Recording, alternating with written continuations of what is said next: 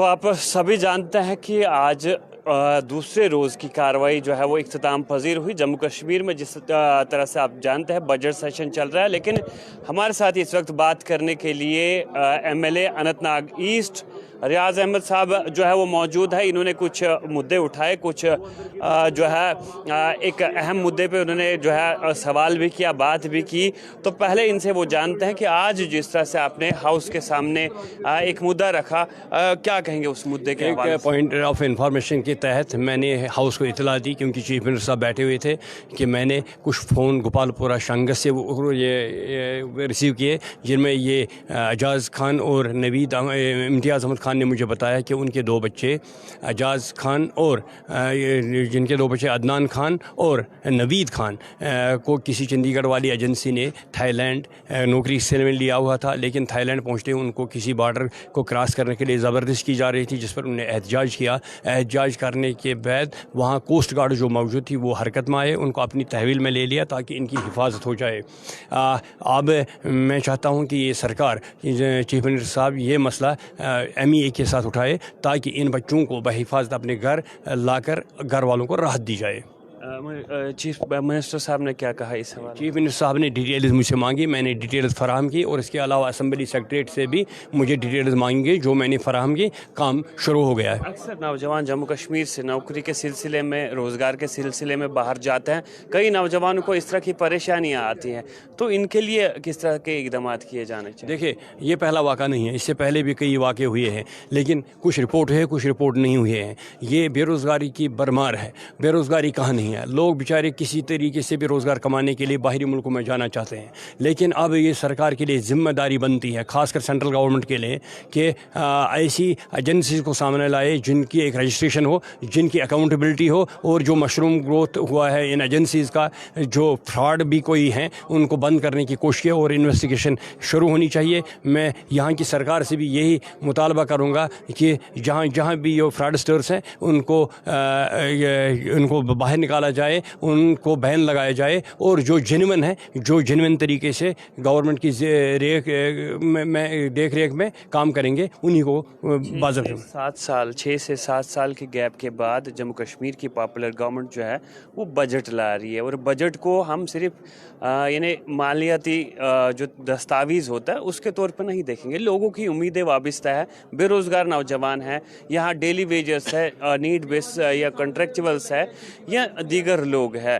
तो किस तरह से ये सरकार काम करेगी, किस तरह से पॉलिसीज़ फ्रेम करने की ज़रूरत है? देखिए, अभी बजट पेश नहीं हुआ है, उस पर कुछ बहस करना मुझे लगता है कबल वक्त होगा, लेकिन जो बजट से पहले है, LG साहब का जो एड्रेस, उसमें जो चीज़ें बताई गई हैं वो सरकार की तरजीहात हैं, उन पर अमल किया जाएगा। उसमें मुझे लगता है कोई विषय नहीं है, कोई जगह नहीं छोड़ी है जहाँ सरकार ने ये कहा कि लोगों के हित में काम करना ज़रूरी बनता है, चाहे वो पानी का सिलसिला हो, चाहे वो हेल्थ के हवाले से, चाहे वो एजुकेशन के हवाले से, ख़ासकर बेरोज़गारी के हवाले से, गैस सिलेंडर के हवाले से, बिजली के हवाले से, हर सिलसिले में इस गवर्नर एड्रेस में ज़िक्र है। ख़ासकर जो हर दिल की आवाज़ है, आज जम्मू कश्मीर आर पार के लोगों की आवाज़ है, जो जम्मू कश्मीर, कश्मीर वादी कश्मीर के लोग हैं, जम्मू के लोग हैं, ख़ासकर लद्दाख के भी लोग हैं, वो भी यही चाहते हैं कि जो खोया हुआ मुकाम है वो वापस मिले। और पैरा 7 में वजाहतन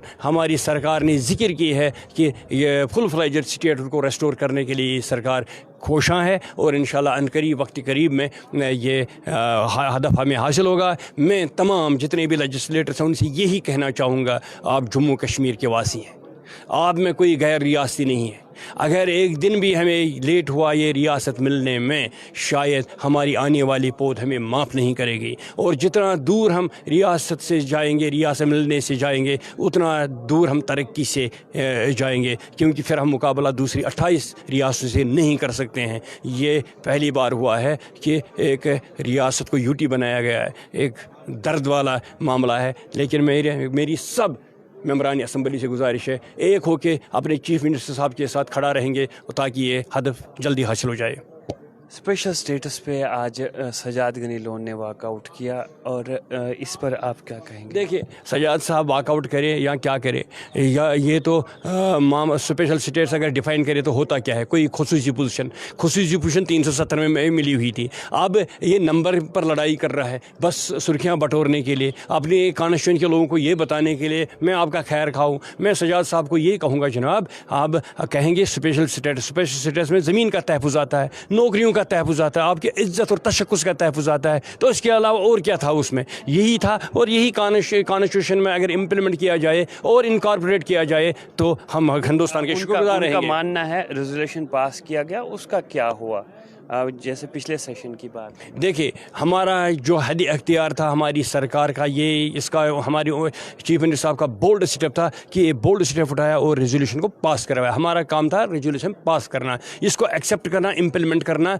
ये सेंट्रल गवर्नमेंट का काम है। हमसे हमारे चीफ मिनिस्टर साहब, आपने सुना होगा, होम मिनिस्टर साहब से मिले, प्राइम मिनिस्टर साहब से मिले, बार बार मिले, और तवक्को और भरोसा दिलाया जाता है कि ये स्टेटस वापस रेस्टोर किया जाएगा। और मैं एक बात ज़रूर ये कहना चाहूँगा कि हिंदुस्तान का सुप्रीम कोर्ट जो इंसाफ का ऊंचा मीनार है, एक लॉस्ट रिज़ॉर्ट है, हिंदुस्तान को दीगर मुल्कों में अपनी पोजीशन को बहाल करने के लिए और जुडिशल सिस्टम को ये एक फाल बनाने के लिए इस फैसले पर अमल दरामद करना होगा, क्योंकि सुप्रीम कोर्ट ने कहा है कि स्टेटहुड को रेस्टोर करना होगा, क्योंकि ये एश्योरेंस हमें on the floor of house prime minister साहब ने दी और होम मिनिस्टर साहब ने दी। मुझे भरोसा है हमारे प्राइम मिनिस्टर साहब जो कहते हैं वो करते हैं, वो वादे के बेवफा नहीं हो सकते हैं।